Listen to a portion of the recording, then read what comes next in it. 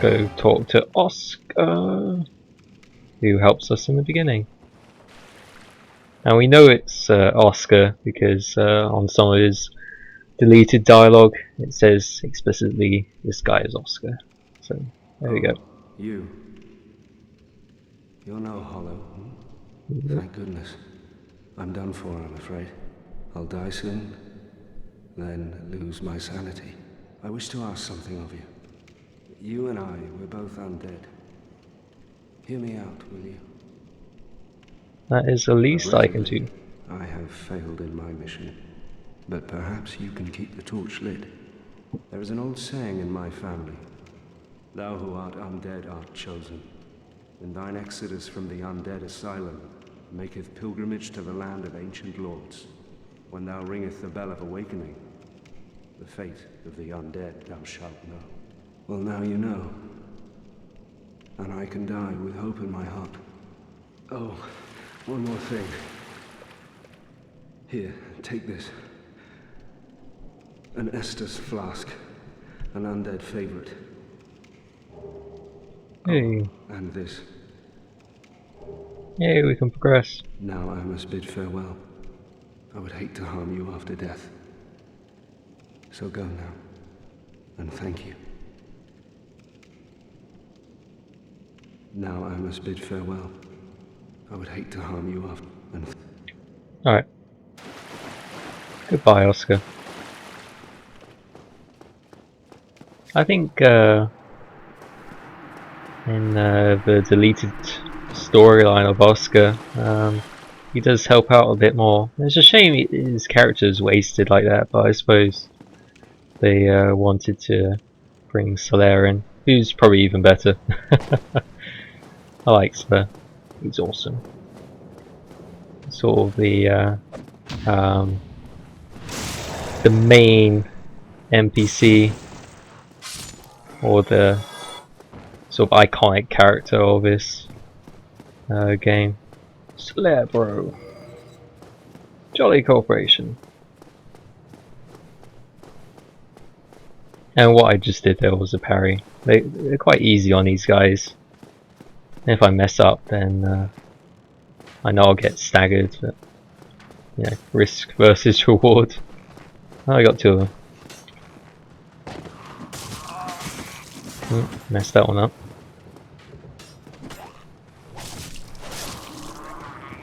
Trying to... Yep, there we go. Pulled off a parry. Stabbed him between the legs. Yeah. We are scumbag. We go for that region.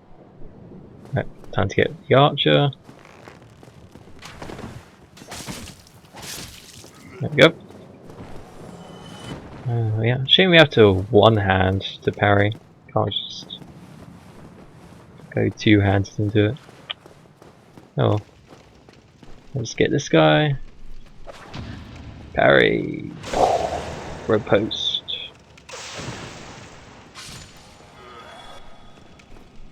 Now we'll come back here later and then I can show you that other silent demon below the floor, and also there's a ring here which will help in a swampy area called Blight Town, which is a pretty annoying area. It's not the worst area. I think the Tomb of the Giants is much worse, but Blight Town is infamous because you have to trudge along through poison swamp, which is another sort of staple thing in the Souls games. Just make you go through all the poison muck. Alright, and we are going to get introduced to a drop attack. There we go. 3 damage. Oops.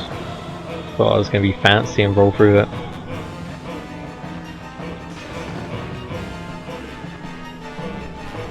Let's get him. It's kind of loud music. I'll have to edit that, hopefully. Get him in the box.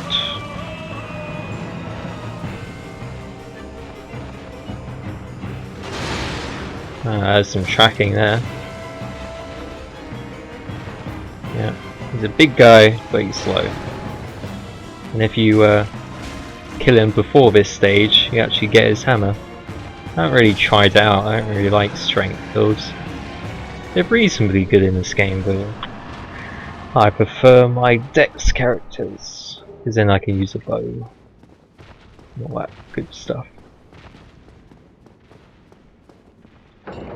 Bows are reasonably powerful in this game, but they're mainly people may use them to lure enemies, just drag enemies out from the group.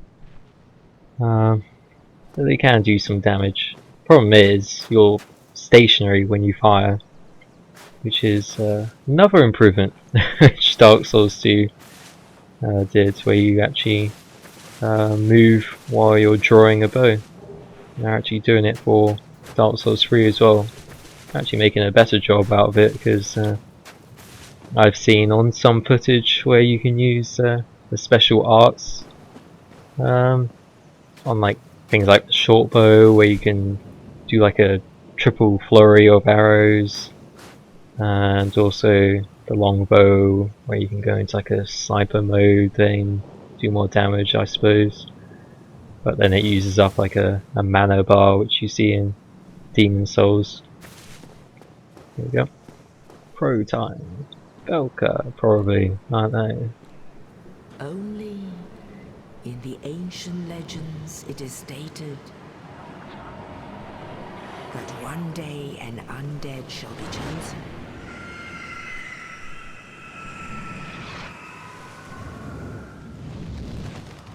To leave the undead asylum in pilgrimage to the land of the ancient lords. Lordran.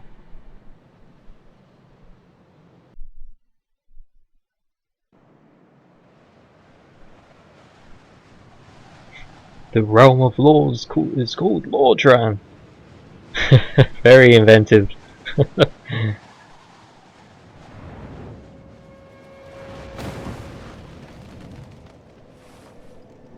Here we go. Firelink Shrine.